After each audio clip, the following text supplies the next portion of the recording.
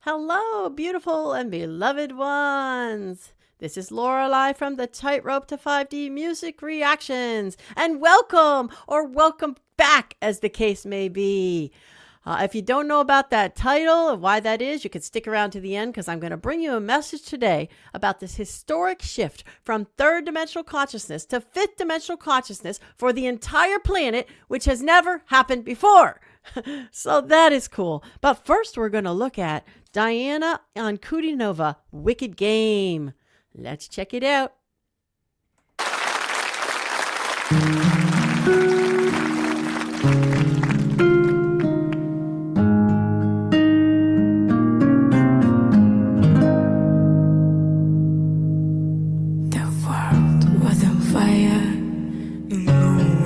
Save me, but you.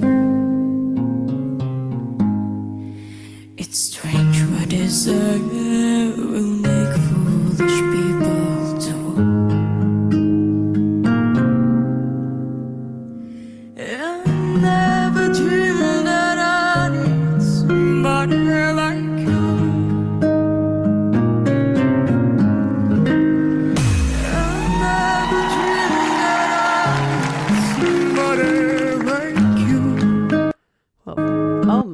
So first of all, I always am so, blown away by the sets when she does anything.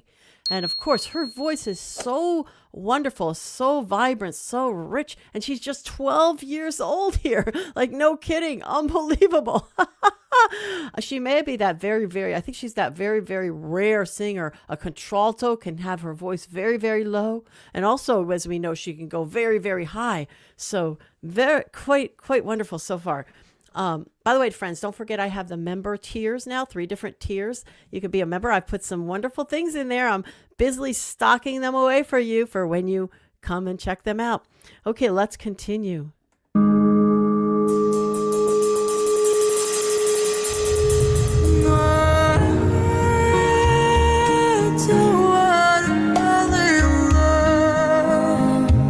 Class.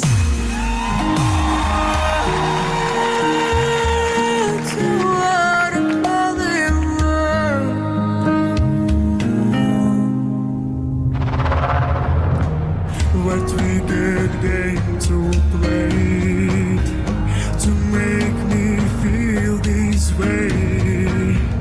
What we get to do to let me dream of you. I mean, listen to the richness in that lower part of her voice. I mean, my goodness, she has this amazing instrument. I just don't even believe it. By the way, give a comment if you know anything about these sets and how they do these sets, because, oh my goodness, I am literally just blown away. Or if you know anything about Diana, whatever you know about her, I'd like to hear that as well. Okay, don't forget to like this if you're enjoying it. Like hers later, it's in the notes. And subscribe so you get more. Let's continue. Let's actually go back and hear that really vibrancy in that lower region of her voice. Wow. What we get to do to let me dream of you. What we get to say, you never felt this way. What we get to do to make me dream of you. I don't wanna fall in love. No, I don't wanna fall in love. Oh my goodness.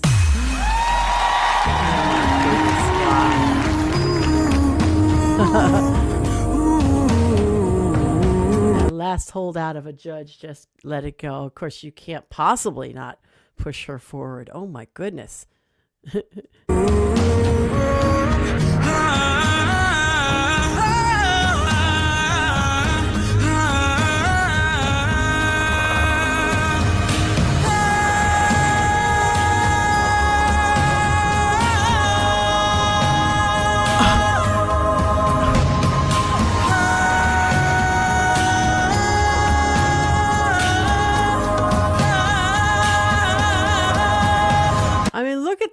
pageantry along with her voice, which is so extraordinary. The pageantry there, the wind blowing, the lights, the trees. Oh my goodness, this is unreal. Let's go back just a bit. Oh.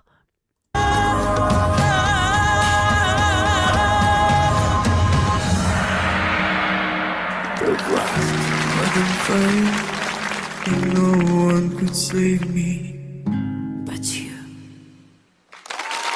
Oh, I gotta see that end again. I didn't go back far enough. Así es. Listen to them go wild. Here we go. I gotta see the end again because I didn't go back far enough. Here we go.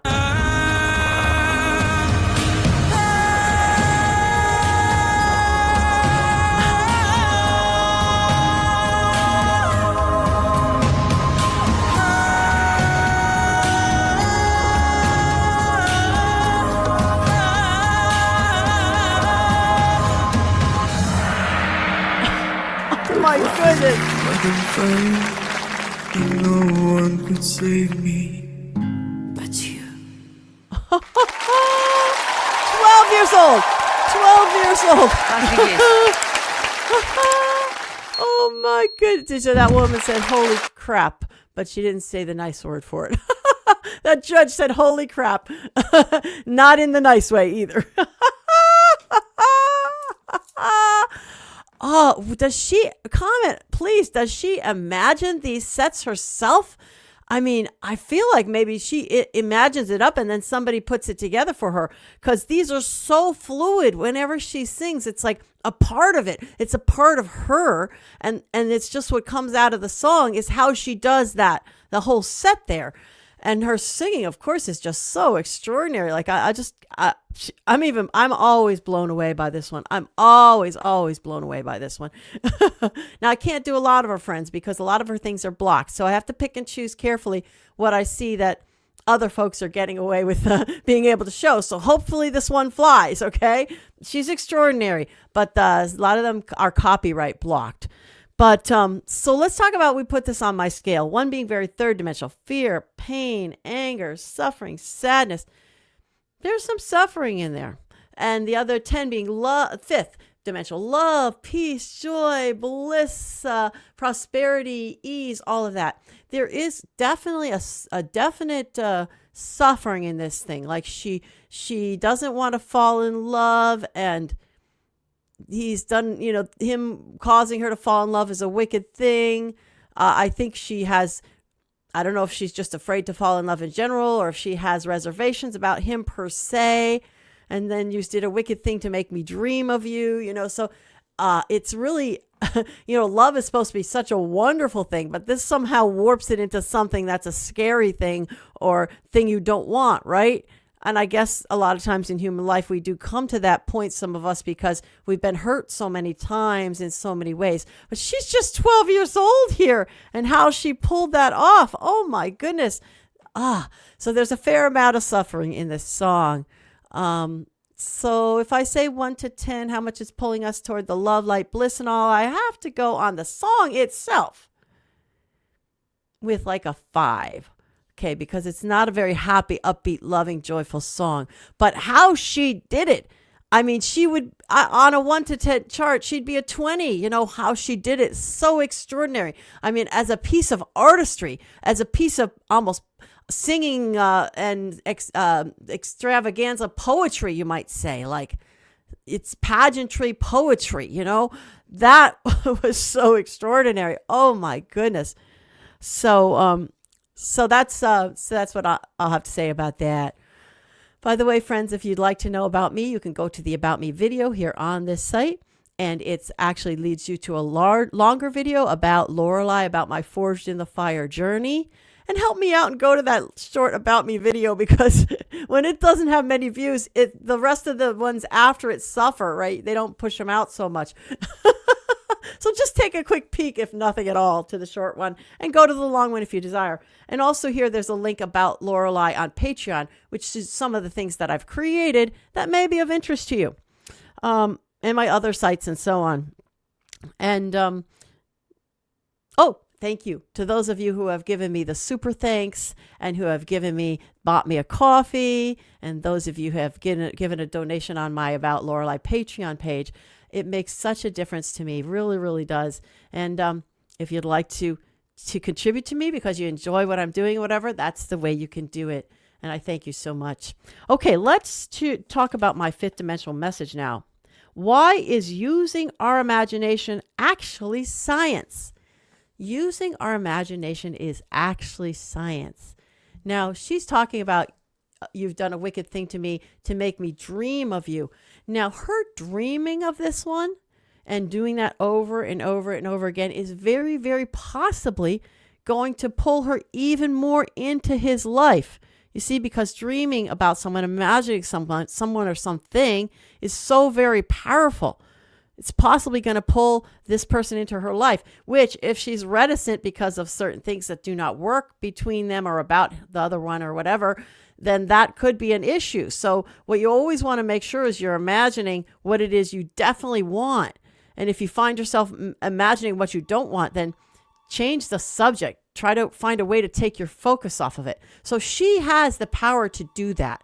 She doesn't realize it, but it's in her hands to change her dreaming of him or her imagining him. She needs to, if she really, really doesn't want that, then she needs to change her focus and find a way to redirect her focus.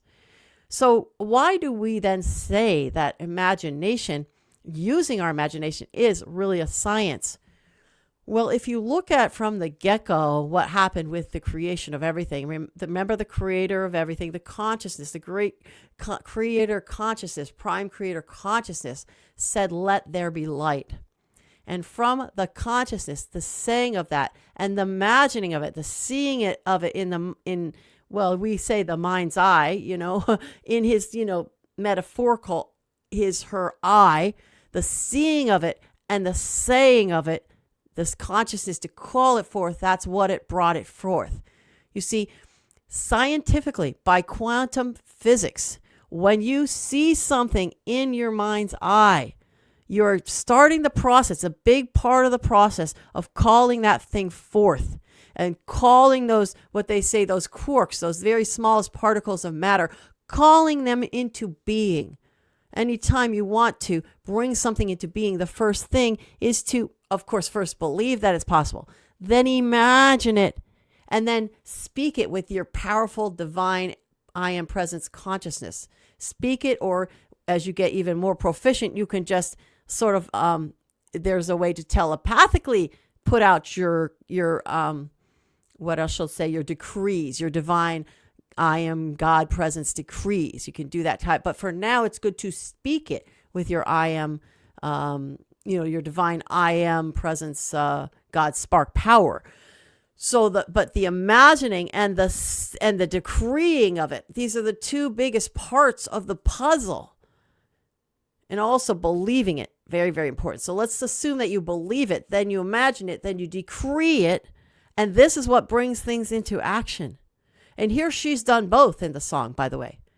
She's already imagining him and being with him and everything else. And she's saying that she's going to be with him whether she wants to or not. Like it's she has no say in the matter. What she wants or doesn't want doesn't matter because it's impossible for her not to be with this one. That's kind of the experience you get of this song, which is absolutely untrue. We do have we can say no to our desires and our physical desires and the ones we don't want, even if they sort of activate something within us. We can do that, but it sometimes feels like we can't, especially depending on your certain childhood experiences and whatnot that would drive you a certain direction. It can sometimes feel like you have no control over those emotions that flood you, or the sensations in your body of desire and so forth. It can feel like that, but we actually absolutely do have the control of that. It's something, if you don't feel like you have the control of it, you need to, look at how to get control of it. I finally got control of mine when that desire I had for someone led me down such a very unworkable path with a particular person. And it was like, oh, I'm just not going to go through this anymore. I'm just not, So then from then on, I was like, okay, I'm going to, I'm not going to let my desires or my sensations or whatever run the show anymore. So that was a big thing for me several years back. But so again, back to the topic here, this imagination piece is so very powerful. And we have a tendency also as human beings to just barf out of our mouth what really it is we don't want. If she really, truly, truly does not want to be with that one, then she must stop saying and imagining. She must stop imagining that she wants to be with him and saying that she wants to be with him. But it's important for you to really understand that this is science. There's no question about it, because the entire universe, the material world itself, everything was created through an imagining and a decreeing, which caused the quarks to come into being and cause them to begin to vibrate. And that's what's the base, by the way, of physical matter. When they begin to vibrate at certain different levels, that's the base of physical matter. So and each of us has that power. We have that divine spark of God within us. And so we've been using that power. This is a good example, because she's using that power. If what she says is true, that she truly doesn't want to fall in love with him, and that she truly doesn't think that's a good idea or whatever, it may be not true. It may just be her fears. But for a minute, let's assume that it is true, that she doesn't want to fall in love with him, and there's a good reason for it, okay? She's doing scientifically exactly the opposite of what she would want to do to have that not happen. You know, it's a done deal here that it's going to happen. And if indeed she truly doesn't want to be with him because she sees there could be some kind of problem, or, if she truly doesn't want that, then it's going to lead down a bad road at some point. So, and this is science, right? So like, it is impossible for the power of the divine to not work within us. We're either using it for our benefit or we're using it for our detriment. This powerful imagination, this powerful decreeing, we're one way or the other. It doesn't stop working no matter what you do. The science is still always working. So what you imagine and what you say is going to come to being. Now, a lot of times it looks like that's not true when we're trying to imagine like how our life could go another way, right? How we could have better things show up in our life than we've typically had. It would look like sometimes that's not true. But the reason for that is because we've said so much and imagined so much. If you look at all day long, 24 hours a day, what you're imagining, what you're saying, what you're thinking, you're going to notice that just this little one thing where you're imagining what you want and speaking that doesn't cut the mustard with this. Like 99% of the time you're cutting and you're imagining and saying something else that isn't that. So it takes a lot of discipline and on point all the time, and not to ever set in motion that powerful God spark power in a direction you don't want. Because then you're going to have to start back at square one again every time. Okay. And then finally you say, oh, well, it doesn't work. That is not true. It's working for an assurity. If you look at what you're doing in your life and really, really like take a very, very good look, like, be brave and courageous to look at the truth there and see what you're actually thinking and imagining and saying on a minute by minute basis, you're going to notice that it lines up with what you actually have in your life. So if you want to change that, you must be rigorous all day, every day, to imagine and to decree. Imagine, think, decree what you want and nothing else. Now, friends, if you do find yourself slipping, because everyone does, by the way, in this process, if you're trying this process, you can always do things like you can say, cancel that, destroy and uncreate that. You could say literally to the universe, once you say something you don't want, cancel that, destroy and uncreate that. Or you can say, change that, and then say the new thing, right? I just did that little while ago. I just did that. I said something and I said, oh, I don't want that for my life. Something about not having enough money or something. I said, I don't want that for my life. So I automatically said, change that. And I said a new thing. So you see, this is what we do. Like it's a start, stop if we want to change that. By the way, I have just so the universe knows, I have a wonderfully abundant, luxurious life with no want and no need for anything. So truly, I want you to really, really understand that it absolutely, the imagination and the decreeing and the thoughts and all of that, this is a science. It's actually a science that our scientists are not, are not advanced enough to figure out yet for the most part. Some of them are starting to figure it out with the quantum physics and all, but a lot of them really, they're just behind the eight ball. We'll just say it straight, you know. That's the truth. Okay, beloved ones, I'm going to finish up there. I'm going to send you that beautiful fifth dimensional energy, the love, the peace, the joy, the bliss, the fun, the play, the ease, the use of your divine God spark for what you want and only what you want. Here it comes, coming at you now. Namaste. I honor the God in you.